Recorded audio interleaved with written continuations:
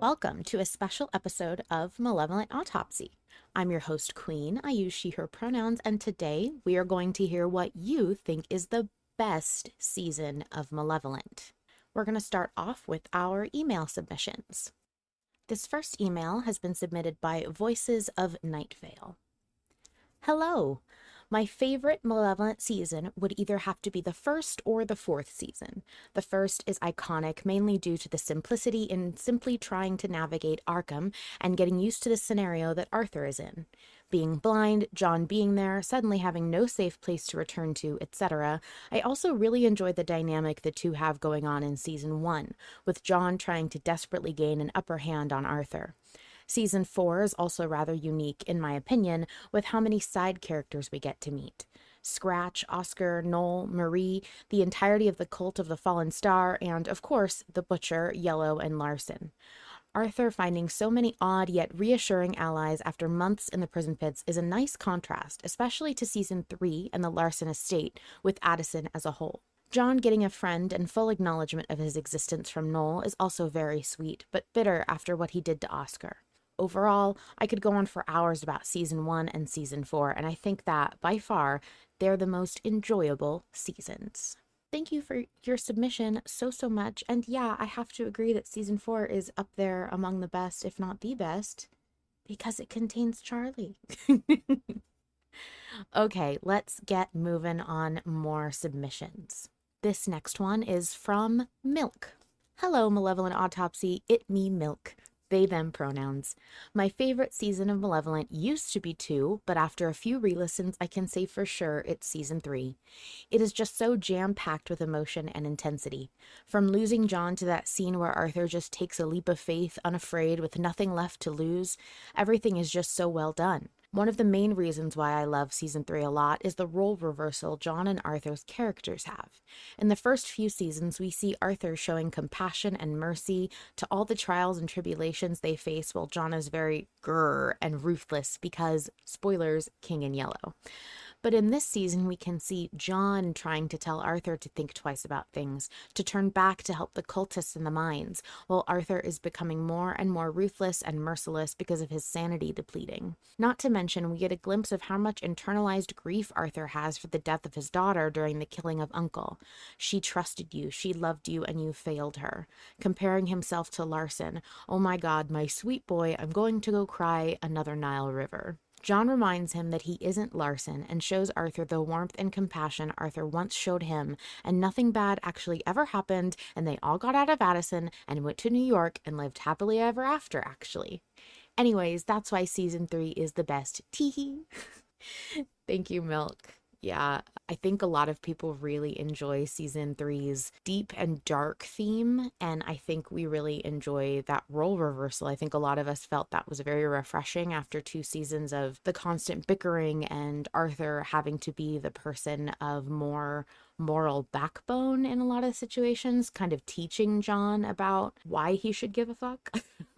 So I think those are great reasons to love Season 3. Let's take a break to hear a voice message submission. Hi, this is Misraa, pronouns she, they, and Season 3 is by far my favorite. I was devastated on my first listen that John was gone and we had some replacement entity, but the change in their relationship dynamic with Arthur, more experienced and jaded, dealing with a new entity was so interesting and also heartbreaking. I admit I really disliked Yellow at first. Like Arthur, I was mourning John and was upset this new entity wasn't him, didn't have those memories and shared experiences anymore. Arthur and John reuniting remains one of my favorite moments of the whole show. And in hindsight, I now see the tragedy of Yellow. He wasn't given the same chances as John, and on re-listens, I really sympathize with him and the unfair start he had compared to John. And there's a lot more to pick up on re-listens in this season, now knowing that John had been in the Dark World during their separation and fell back on acting like the king. It adds a lot more depth to John's anger at how Arthur speaks about Yellow, and Arthur's own fault as he seeks revenge against Larson above all else. And Larson is just such a great villain to hate, his stupid little voice and laugh. Arthur facing against a regular person, one who embraces the Eldritch and has been willing to sacrifice everything to gain more power, is a great contrast to the more monstrous or godly foes they faced before this, and to Arthur himself, a normal person thrust into the supernatural world who has lost everything. I also adore the setting, being back on Earth but still in such an isolated and hostile place. The lore of Addison, like the phrase, day comes when the wind is done holding the dark. It's just so evocative. And I actually get really freaked out by caves or being trapped underground, but I love media portraying it, so Arthur and John faced with navigating and fighting a monster in the mines is so great. And of course, this season has one of the most emotional scenes of the entire show, Arthur's bedrock and John lifting him up from his despair. The voice acting as Arthur breaks and says he deserves death for Faro is just incredible, and John is so soft and gentle as he comforts Arthur and tells him that he should live. Having that moment after how tense and grim this season had been, Arthur spiraling in the dark and the two arguing so soon after a reunion, it felt like such catharsis to finally have Arthur release his emotions and how John has come so far in his own journey of humanity and understanding. The boys get a moment of peace at the end of the season, Arthur finally gets to eat something, and they can decide where to go and what to do next. True, it's because of Kane's deal that John pushes for New York, but the season just ends on a much more uplifting and hopeful tone than most others where Arthur is suddenly thrust into a new location. I could gush about season 3 for so much longer if you'd let me, so I'm just going to cut it off here. Bye! Thank you so much, Misraa, for your submission. I think a lot of people are in the same boat as you, especially their first impression of Yellow not being exactly charitable. And then later kind of understanding his tragedy more and looking back and feeling sorry for him or relating to him even. And I think the journey of Yellow's entire arc, even going into season 6, which there is some stuff that comes up about that whole situation in season 6, and I think it has really changed a lot of people's mindset regarding Yellow. So thank you so much for bringing that up. It's a great point to make. Okay, let's get on to another email submission. This one is from teatimetravels. Hello, my favorite Malevolent season has to be the classic number 1. It's where it all began, unless you're one of those rebels who didn't start in chronological order. I'll admit I'm biased. My favorite character, the Wraith, appears here. The mansion arc, aka saving the baby, eventually becomes the last special, bittersweet memory that Arthur holds onto for a long while. Practically everything that comes after that is a string of traumatic maiming, falling, and death experiences. I also actually enjoyed when the entity had a quieter voice. I believe Harlan was just trying not to disturb anyone late at night, but still, that softer tone made me lean in more because it gave a mysterious, unsettling presence, at least to me. This is probably an unpopular opinion, but I didn't mind the dice roll sounds. There's something so satisfying about that wooden or wood-adjacent clatter. I also really enjoyed the Monster of the Week format. As someone who knew nothing about Lovecraft and has yet to play tabletop or D&D for the first time, I got to meet each creature with fresh ears. That's not to say I don't love the later seasons. They're all brilliant and worth re-listening to multiple times. Season 1 just holds a special place in my haunted little heart. Thanks for reading, and may you persist with the horrors. Tea Time Travels. Thanks for your submission, Tea Time Travels. Yeah, I think that it is fascinating to hear the perspective of folks who have less common opinions, because I do agree that a lot of these points that you made were the minority in the fandom, like the dice rolls. I know those can be annoying or confusing for a lot of people, but I'm really glad that you like them. I think they're pretty satisfying to hear, but without the context of what they represented at the time, they just confused me, and I didn't like not understanding and hearing it a bunch of times.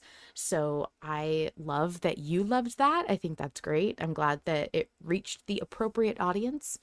I also really liked the point that you made about you not knowing anything about Lovecraft and tabletop and everything, because I also didn't know anything about Lovecraft. Now, I had played Dungeons and Dragons, but none of the monsters that we've seen in Malevolent have been familiar to me in any way.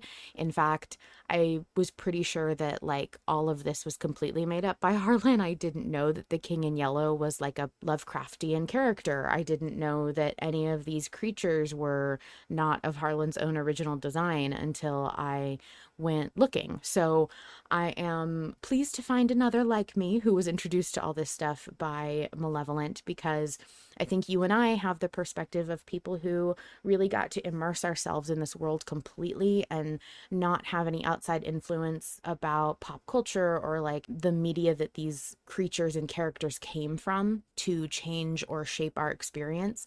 And that's not a negative or a positive, it's just a different type of experience. But I really valued it, and I appreciate that you and I can kind of share that. We have that in common.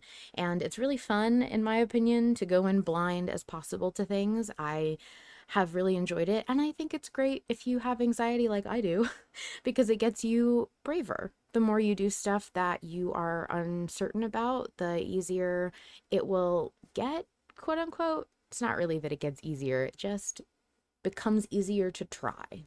I will say that. Let's listen to another voice submission. Hi, Autopsy, Rosesofenvy, she, her, and Queen, I think this may be the most difficult question you could have asked us. How do you choose a favorite season of Malevolent? Each has its own distinct character, and I could just as easily argue that all of them are my favorite season. So I'm going to rapid fire a few of my thoughts. Season 1 is the start of the story, which is of course a very special thing. It's what gets you into it. Season 2, when I first listened, was when I was well and truly hooked, and I loved the setting in the Dreamlands. Season 3 does an amazing job of emotionally developing the story, and the layers upon layers that you learn about Season 3 the further you go, my goodness. I'm going to have to come back to Season 4, but Season 5, I love how the story develops further, and the soundtracks, How Far We've Come and The Wager being two of my favorites. And Season 6 so far has been extremely captivating. I have been on the edge of my seat the entire time. So going back to Season 4, if I had to pick one season, only one, it would be Season 4. We get introduced to so many fascinating characters. The soundtracks add so much to the story. Bittersweet City, Peggy Gordon, Noel's theme, and the characters that we meet are so well developed in a short amount of time. Now, I could go on and on. I could write essays about all the seasons, but I'm trying to limit myself to under 2 minutes. Overall, they're all amazing. You know what? I'll say this. Season 1 is my favorite for getting the ball rolling. Season 2 is my favorite for keeping me hooked. Season 3 is my favorite for the emotional development. Season 4 is my favorite for the characters. Season 5 is my favorite for the music so far. And Season 6 has Peter Parker, Yang, and Da Capo. Bottom line is, I love them all. Thank you so much, Rose, for your submission. I love that you love all of the seasons, but you can't cheat like that. So I am going to say that you made season 4 your ultimate winner, which I won't complain about because it does have one of the best characters in the show in it, who is not a main character. So checkmate, everybody. No, I am so glad that you submitted. I love hearing your thoughts, even when they don't pertain to music. You're allowed to talk about things that aren't just the music, I guess. Thank you again for your submission, Rose. And with that, we're done for today. Thanks to all those listeners for sending in their responses. I am always interested in hearing what you have to say, and these special episodes are a great way to have your voice heard, even if you're not a patron who can join the live recordings. It's a simple Google form you can find at linktree/Malevolent Autopsy, and you can submit whenever you like because it's always open. Tell us your favorite character, episode, fandom moment, whatever. You can also send me direct feedback about the show. Malevolent Autopsy does not have social media, and neither do I, so I would love to hear how you feel, what you liked, what you wish were different, maybe a discussion topic you wish we'd talk about on the show, maybe a request for having a live show in the Patreon section a little bit earlier or later because of time zones. Happy to take requests for those things. They may not work out, but I still want to know if you're interested, and maybe we can find a way to make it happen. We'll see. Point is, I want to hear from you, and the best way to talk to me is through malevolentautopsy@gmail.com. or you can send in a submission that you want to hear on the show on our Google form. I'm your host, Queen, and I'll see you next week. Don't forget, the horrors persist, but so do we.